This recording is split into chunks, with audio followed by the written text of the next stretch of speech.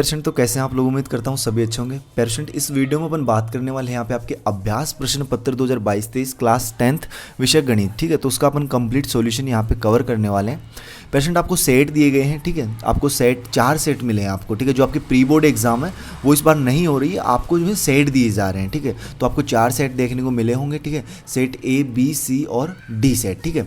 तो चारों सेटों का सॉल्यूशन जो आपको इसी चैनल पे मिलेगा। कंप्लीट सॉल्यूशन अपन देखेंगे, ऑल सब्जेक्ट्स का सॉल्यूशन आपको जो है यहाँ पे देखने को मिलने वाला है। अब अपन बात करेंगे इस वीडियो में अपन गणित के सेट बी की, ठीक है। और ये सेट जो है आपके क्रम वाइज नहीं है, मतलब एक दिन सेट ए हो रहा है तो अगले दिन आपको सेट बी देखने को मिलेगा एग्जाम में, ठीक है। और आपको सॉल्यूशन जो है इनका घर से ही तैयार करके आपको जो है स्कूल में इनका जमा करवाना है। तो आप जो है पेशेंट यहाँ पे देखो काफ़ी ज़्यादा कमेंट आ रहे थे कि भैया हमारा नेक्स्ट जो है वो सेट बी है, तो सेट बी का सॉल्यूशन हमें कवर करवाइए। तो वो अपन यहाँ पे देखने वाले हैं और हर एक क्वेश्चन देखेंगे पेशेंट। हर एक क्वेश्चन में अगर आपका किसी भी प्रकार का कोई डाउट हो ना तो वो आप कमेंट बॉक्स में ज़रूर बताइएगा। आपका हर एक कमेंट का यहाँ पे जवाब आपको मिलेगा, ठीक है। देखो क्वेश्चन नंबर फर्स्ट की बात करते हैं। यहाँ पे पहला प्रश्न आपके क्या है कि सही विकल्प चुनिए, ठीक है। ऑब्जेक्टिव टाइप आपका क्वेश्चन है और 75 मार्क्स का है ये, ठीक है। तो आप बेफिक्र रहिए, 75 में से 75 आपको मिलेंगे यहाँ पे। पीडीएफ जो है वो भी आपको मिल जाएगी, इसकी सॉल्यूशन सहित आपको पीडीएफ मिलेगी।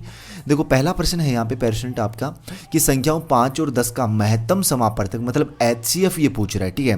किसका पूछ रहा है? 5 और 10 का। अब आपने एचसीएफ फर्स्ट चैप्टर में पढ़ा होगा कि एचसीएफ अपन कैसे कैलकुलेट करते थे कि जो सबसे बड़ी संख्या ना उसमें डिवाइड कर दीजिए छोटी संख्या। देखो दो संख्याओं का आपका एचसीएफ पूछेगा हमेशा, ठीक है। कोई भी दो संख्याएं आपको दी जाएंगी, जैसे यहाँ पे एक है 5 और दूसरी है क्या 10।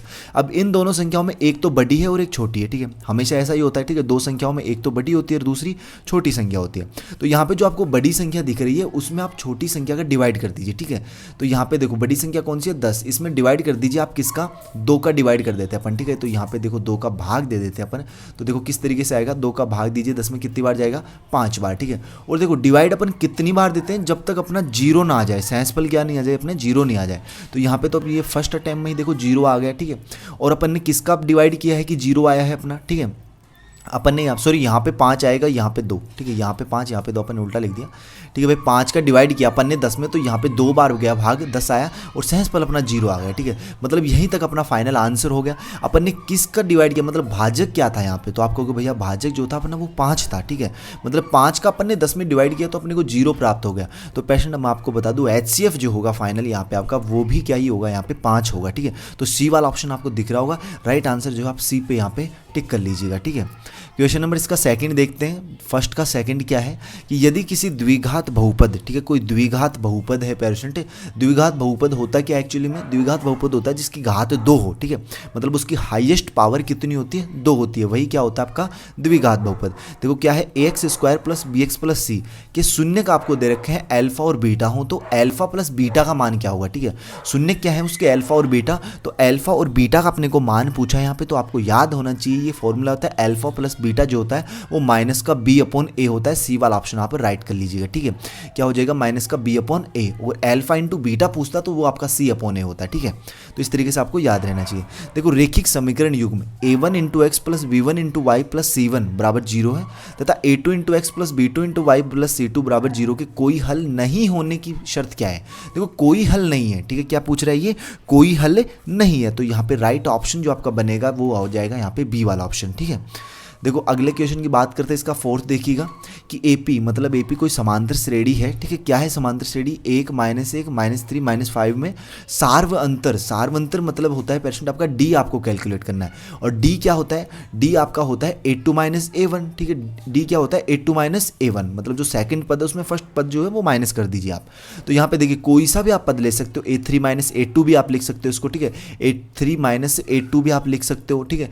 a4 - a3 भी आप इसको लिख सकते हो। सभी क्या है? ये डी के फॉर्मूले हैं, ठीक है। मतलब जो अगले वाला पद है, नेक्स्ट पद जो है उसमें पहले वाला पद माइनस कर दीजिए, आपको डी मिल जाएगा।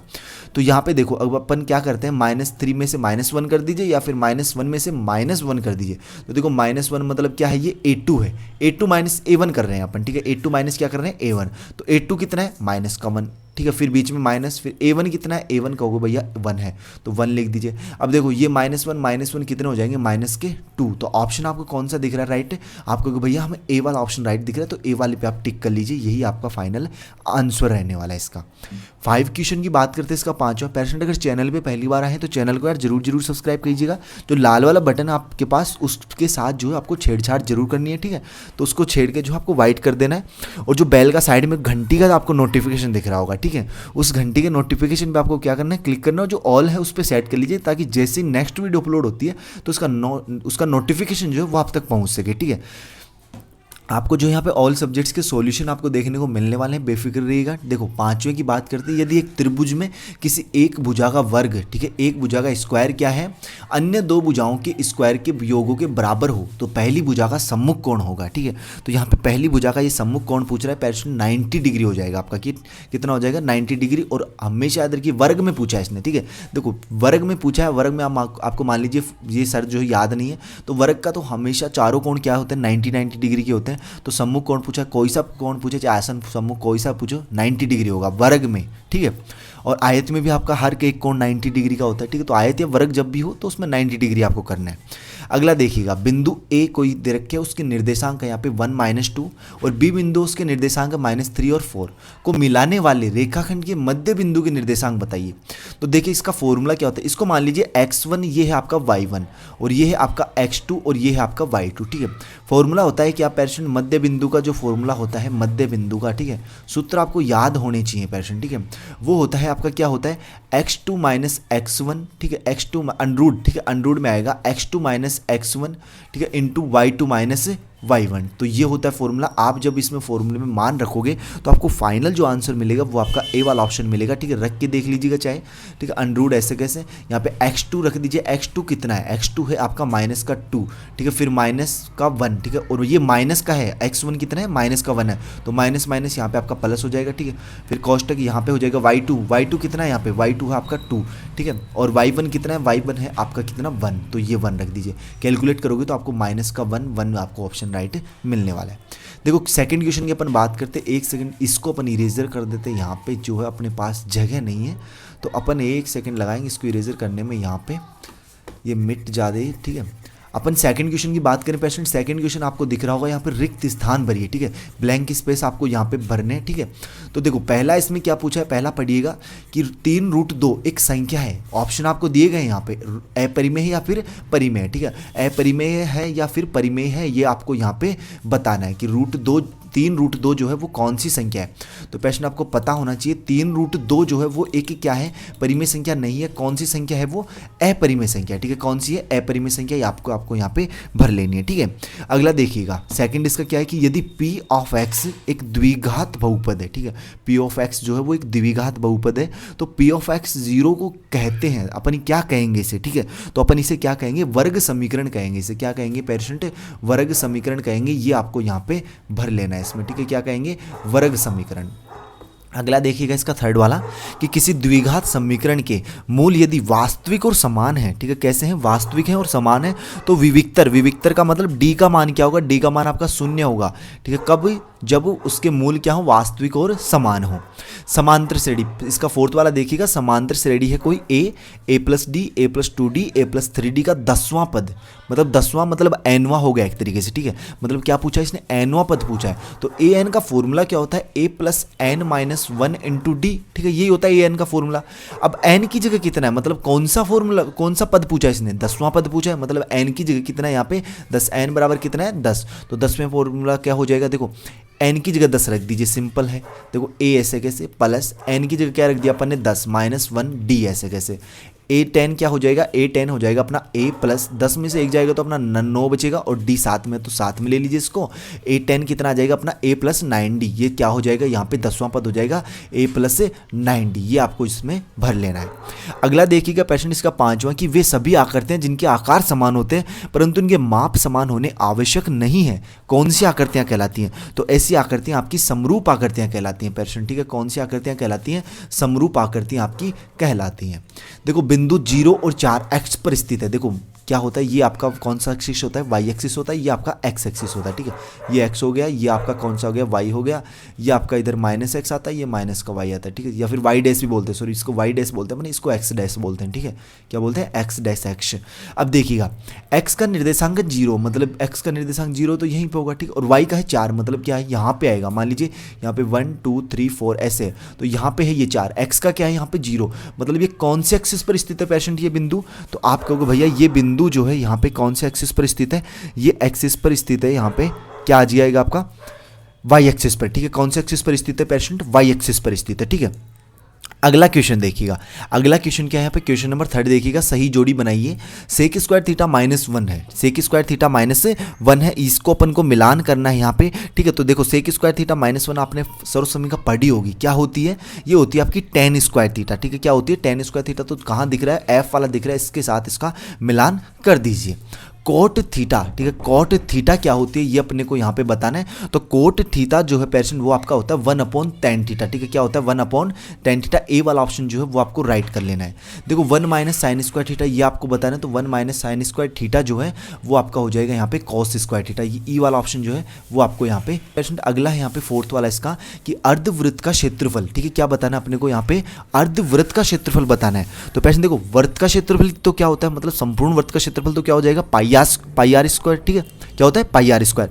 अर्धवृत्त का पूछा है तो उसमें हाफ कर दीजिए भाई, ठीक है। क्या कर दोगे, हाफ कर दोगे, मतलब 2 का डिवाइड कर दोगे आप भाई। संपूर्ण का होता है आपका पाई आर स्क्वायर, ठीक है। अर्धवृत्त का पूछा है तो डिवाइड 2 कर दीजिए, मतलब आपका ऑप्शन दिख रहा होगा यहाँ पे सी वाला, ठीक है। देखो वृत्त की परिधि, वृत्त की परिधि क्या होती है 2 पाई आर होती है पेशेंट, डी वाला ऑप्शन आपको राइट कर लेना है। मूल बिंदु के निर्देशांक हमेशा क्या होते हैं 0 0 होते हैं, मतलब एक्स भी वहाँ पे 0 है और वाई भी आपका क्या है 0 है। मूल बिंदु के निर्देशांक कितने होते हैं 0 0 होते हैं, ठीक है। क्या होते हैं 0 0 होते हैं। अगला देखिएगा 4th वाले क्वेश्चन की अपन बात करेंगे। 4th वाला आपके राइट और ट्रू एंड फॉल्स आ गया है, ठीक है। मतलब सत्य असत्य आपको बताने यहाँ पे। पहला इसका थेल्स प्रमेय का कथन लिखो, ठीक है। पहला क्या है थेल्स प्रमेय का कथन लिखो, सॉरी एक शब्द में आपको वाक्य देने। इससे पहले अपन क्वेश्चन नंबर 5वां देखते हैं सत्य असत्य वाला, ठीक है। देखो यदि A B C A P में है, मतलब समांतर श्रेणी में है, तब अपने को b बराबर a + c/2 है, तो ये बात सत्य है या नहीं सत्य, बिल्कुल सत्य। मतलब कोई भी अगर समांतर श्रेणी है पेशेंट तो उसमें a + c/2 जो है ये बी होता है, ठीक है। देखो मान लीजिए एक एग्जाम्पल लेते हैं अपन, ठीक है। जैसे कोई समांतर श्रेणी है आपकी 1 2 3 4 5 6, इस तरीके से कोई समांतर श्रेणी है, ये एक समांतर श्रेणी है। इनमें सारा अंतर आपको दिख रहा होगा, एक का ही अंतर है, मतलब इन दोनों के बीच में एक का अंतर है, इन दोनों के बीच में एक का अंतर है, इन दोनों के बीच में एक का अंतर है, इन दोनों के बीच में भी एक का अंतर है, मतलब सारा अंतर जो है वो बराबर होना चाहिए। वही अपनी क्या होती है एपी होती है, समांतर श्रेणी होती है। ये मान लीजिए आपका ए है, ये बी है, ये सी है, ये डी है, इस तरीके से चल रहे हैं। ये बोल रहा है कि b बराबर है a + c/2, मतलब a + c/2। मान रख दीजिए b का मान कितना है 2, 2 बराबर होगा किसके, a कितना है a है 1 + c कितना है c है भैया यहाँ पे 3 बटे में क्या है 2 है, ठीक है। तो 2 बराबर क्या हो जाएगा 3 और 1 कितने, 3 और 1 4 बटे 2, 4 में 2 का डिवाइड कीजिए कितना है 2, मतलब 2 बराबर क्या है अपना 2। तो ये बात क्या है यहाँ पे सत्य है, यही आपको मैं समझाना चाह रहा था, ठीक है। तो यहाँ पे आपको सत्य कर लेना है, ठीक है। हालांकि इतना कोई नहीं पूछता, आपको पता होना चाहिए कि सत्य है, ठीक है। देखो किसी निश्चित घटना की प्रायिकता का मान हमेशा 1 होता है पेशेंट, एकदम राइट बात है, यहाँ पे राइट कर लेना आपको, ठीक है। निश्चित घटना होगी ना, मतलब 100% जो घटना होगी उसकी प्रायिकता हमेशा कितनी होगी 1 होगी, मतलब ये समझ लीजिएगा जिसकी प्रायिकता हमेशा 1 होती है वो घटना होगी, मतलब निश्चित रूप से वो घटना होगी, ठीक है। और जो अनिश्चित घटना मतलब वो होगी नहीं, उसका प्रायिकता हमेशा 0 होती है, ठीक है। और प्रायिकता कभी भी माइनस में नहीं होती, प्रायिकता का मान जो है पेशेंट वो हमेशा 0 से 1 तक ही होता है, ठीक है। कितना होता है 0 से 1 तक ही होता है। ये छोटी छोटी बातें हैं लेकिन आपको पता होनी चाहिए। देखो 3rd वाला है यहाँ पे, गोले का संपूर्ण पृष्ठ पाई आर स्क्वायर होता है, जहाँ आर गोले की त्रिज्या है। आर क्या है गोले की त्रिज्या, क्या ये बात सत्य है। तो यहाँ पे जो है पेशेंट देखो गोले का संपूर्ण पृष्ठीय क्षेत्रफल जो है वो पाई आर स्क्वायर होता है, तथा आर गोले की त्रिज्या देखो संपूर्ण पृष्ठीय क्षेत्रफल पाई आर स्क्वायर नहीं होता, ये किसका होता है वृत्त का होता है। तो ये पहले ही असत्य दिख रहा है, तो असत्य इसमें आप कर लीजिएगा। किसी वृत्त की अनंत स्पर्श रेखाएं हो सकती हैं, बिल्कुल सत्य बात है पेशेंट यहाँ पे कि कोई भी वृत्त है उसकी अनंत स्पर्श रेखाएं हो सकती हैं। स्पर्श रेखाएं आप समझते हैं परिधि से टच होती हुई जाती हैं, तो यहाँ पे अनंत अनंत रूप से हो, देखो अनंत रूप से आप कितनी भी स्पर्श रेखाएं खींच लीजिए, ठीक है। देखो अगला है यहाँ पे पांचवा कि यदि किसी घटना की प्रायिकता p है तो 0 से 1 के बीच में प्रायिकता होगी, ठीक है। 0 से बड़ी होगी या फिर 0 के बराबर होगी, 1 से छोटी होगी या फिर 1 के बराबर होगी। अभी मैंने बताया था सेकंड क्वेश्चन में, तो ये बात भी आपकी क्या है, सत्य है, ठीक है। क्षैतिज तल से ऊपर की ओर देखने पर दृष्टि रेखा क्षैतिज रेखा के साथ अवनमन कोण बनाती है, ठीक है। बिल्कुल असत्य बात है, उन्नयन कोण बनाती है पेशेंट। वो कौन सा कोण बनाती है, उन्नयन कोण। जब ऊपर से अपन देखते हैं तो वो उन्नयन कोण बनता है, अवनमन नहीं बनता। अवनमन बनता है नीचे से ऊपर देखने की ओर, ठीक है। अगला देखिए, अपन यहाँ पे बात करें कौन से क्वेश्चन की, अपन बात करें पेशेंट। देखो यहाँ पे क्वेश्चन नंबर अगर 4 देखना चाहो तो अपन 4 की बात करते हैं, ठीक है। देखो क्वेश्चन नंबर 4 है क्या, ठीक है। देखो एक शब्द या वाक्य में अपने को एक शब्द या एक वाक्य में अपने को आंसर देने। थेल्स परिमेय का कथन लिखिए। देखो थेल्स परिमेय का कथन जो है मैं बोल देता हूँ पेशेंट यहाँ पे आपके, ठीक है। इसको इरेजर करके लिख दूँ या फिर मैं बोल देता हूँ, आप लिख लीजिएगा, ठीक है। थेल्स परिमेय का कथन आपको लिखना है, ध्यान से लिखिएगा, ठीक है। मैं बोल रहा हूँ 2 बार रिपीट करूँगा, लेकिन आपको लिख लेना है, ठीक है। कि यदि किसी त्रिभुज की कोई त्रिभुज है, यदि किसी त्रिभुज की, ठीक है, एक भुजा के समांतर अन्य 2 भुजाओं की भिन्न भिन्न बिंदुओं पर, ठीक है, प्रतिच्छेद करने के लिए एक रेखा खींची जाती है, तो उस अन्य 2 भुजाएं एक के अनुपात में क्या हो जाती हैं, वो विभाजित हो जाती हैं, ठीक है। क्या हो जाती हैं, विभाजित हो जाती है। त्रिभुज में ये थेल्स परिमेय लागू होती है, तो इस तरीके से आपको लिख लेना है। रिवर्स कर लीजिए वीडियो को, अगर आपने सही से नहीं लिखा फिर आप सुन लीजिए और उसको लिख लीजिएगा, ठीक है। अन्यथा आप बेफिक्र रहिए, पीडीएफ आपको मिलेगी इसकी कंप्लीट सॉल्यूशन सहित पीडीएफ, और पीडीएफ में आपको इजीली इसके थेल्स परिमेय का कथन जो वो देखने को मिलने वाला है, ठीक है। देखो अगला देखिएगा, यदि 10 मीटर ऊंचे एक वृक्ष की छाया 10√3 मीटर है तो सूर्य का उन्नयन कोण कितना होगा, ठीक है। सूर्य का उन्नयन कोण यहाँ पे 30 डिग्री हो जाएगा, ठीक है। सीधा आप लिख लीजिए। द्विघात समीकरण x² + bx + c = 0 की विविक्तर का सूत्र है, तो विविक्तर b बराबर क्या होता है, d बराबर होता है आपका, विविक्तर d बराबर होता है आपका b² - 4ac, इस तरीके से, ठीक है। वृत्त की एक छेदक रेखा वृत्त को कितने बिंदुओं पर प्रतिच्छेद करती है, तो 2 बिंदुओं पर प्रतिच्छेद करती है, ठीक है। क्या करती है, 2 बिंदुओं पर प्रतिच्छेद करती है। शंकु के आयतन का यहाँ पे आपको सूत्र बताना है, तो शंकु के आयतन का जो फॉर्मूला हो जाएगा पेशेंट, वो कितना हो जाएगा, वो अपने को बताने यहाँ पे, ठीक है। देखो 3 3 4 5 5 का समांतर माध्य, सभी को जोड़ दीजिए और 5 का डिवाइड कर दीजिए यहाँ पे, ठीक है। अगला देखिए क्वेश्चन नंबर 6 की बात करते हैं। 6 का क्वेश्चन है यहाँ पे कि HCF दे रखा आपको, देखो HCF दे रखा किसका, 306 और 657 का, कितना 9। और अपने को पूछा यहाँ पे प्यारे स्टूडेंट LCM, HCF दे रखा है बंदे ने और LCM पूछ रहा है, ठीक है। मतलब महत्तम समापवर्तक आपको दे रखा है और लघुत्तम समापवर्तक आपको पूछा है। तो देखिएगा दोनों संख्याओं का, ठीक है। कभी भी 2 संख्याओं का अगर आपको HCF दिया हो या फिर LCM दिया हो, एक चीज़ देगा और दूसरी पूछे ना, तो उनमें एक फॉर्मूला होता है, ठीक है। क्या होता है, मतलब HCF, ठीक है, HCF गुणा LCM जो होता है वो होता है उन दोनों संख्याओं का गुणनफल। मतलब A और B मान लेते हैं, 306 मान लीजिए A है, 657 B आपके, तो इन दोनों का गुणनफल बराबर होता है किसके, इन दोनों संख्याओं के LCM गुणा HCF के। अब देखो अपने को चाहिए क्या, यहाँ पे LCM चाहिए, LCM चाहिए बाबा, ठीक है। तो A गुणा B हो जाएगा अपॉन क्या, HCF, ठीक है। क्या हो जाएगा, HCF हो जाएगा। मतलब HCF यहाँ पे देखो मल्टीप्लाई में था, डिवाइड के बराबर के इधर जाएगा तो क्या हो जाएगा, ये डिवाइड में चला जाएगा, ठीक है। तो LCM बराबर क्या हो जाएगा अपना LCM, A कितना है, A है भैया 306 गुणा B कितना है, B है भैया 657, डिवाइड कर इसका करने के भैया डिवाइड करो HCF का, HCF कितना है 9 है, तो 9 का डिवाइड कर दीजिए। फाइनल जो आपका आंसर निकल के आएगा यहाँ पे, अगर आप इसको कैलकुलेट करोगे पेशेंट अच्छे तरीके से, तो आपका फाइनल आंसर आप बताइएगा कमेंट बॉक्स में कितना निकल के आता है, ठीक है। 306 को डिवाइड कर दीजिए 9 से और उसको मल्टीप्लाई कर दीजिए 657 से, ईजिली हो जाएगा आपका, ठीक है। अगला देखिए 7वां प्रश्न, 7429 को अभाज्य गुणनखंडों के रूप में आपको व्यक्त करना है, ठीक है। क्या करना है, अभाज्य गुणनखंडों के रूप में, ठीक है। बहुत सिंपल क्वेश्चन है, 7429, ठीक है। इसको अभाज्य गुणनखंड, सबसे पहले आप डिवाइड कीजिए यहाँ पे, किसका डिवाइड करोगे पेशेंट, सबसे पहले आप डिवाइड करोगे यहाँ पे 17 का, ठीक है। किसका करोगे, 17 का, और जब 17 का डिवाइड करोगे यहाँ पे तो आपको मिलेगा यहाँ पे 437, ठीक है। कितना मिलेगा, 437। मैं लिख रहा हूँ इसे, आप कैलकुलेट करके देख लेना, अगर कहीं गलती हो जाए तो कमेंट बॉक्स में आपको जरूर बताना है, ठीक है। 437 में आप डिवाइड कीजिए 19 का, ठीक है। कितनी बार जाएगा, ये जाएगा आपका भैया लगभग 23 बार, ठीक है। कितना, 23 बार, 23 बार जाएगा, ठीक है। कितनी बार, 23 बार जाएगा। 23 में किसका जाएगा, 23 में 23 का जाएगा, कितनी बार जाएगा, एक बार जाएगा, तो एक बार लिख दीजिए। अब अभाज्य गुणनखंड क्या क्या होगा इसके, 17, 19 और 23, ठीक है। ये क्या है, इसके अभाज्य गुणनखंड है। एक द्विघात बहुपद ज्ञात कीजिए जिसके शून्यकों का योगफल, मतलब शून्यकों का योगफल मैं आपको बता देता हूँ किस तरीके से करना है। अल्फा प्लस बीटा आपको दे रखा है -3/a, भाई अपॉन में कुछ नहीं है तो a लगा दीजिए, ठीक है। मतलब यहाँ पे ये होता क्या है, अल्फा एंड बीटा, ठीक है। ये होता है आपका b/a, ए होता है, ठीक है, क्या होता है माइनस का बी अपॉन ए होता है, ठीक है, माइनस का बी अपॉन ए। तो बी का मान तो कितना आ गया यहाँ पे 3, प्लस का 3 आएगा, क्यों आएगा, क्योंकि पहले से ही माइनस का है, ठीक है।